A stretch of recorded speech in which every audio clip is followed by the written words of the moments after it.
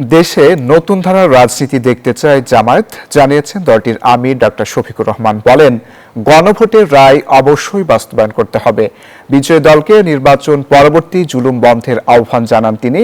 রাতে রাজধানীর বাংলা মোটরে দলটির কেন্দ্রীয় কার্যালয়ে 11 দলীয় জোটের সংবাদ সম্মেলনে এসব কথা বলেন জামায়াত আমির।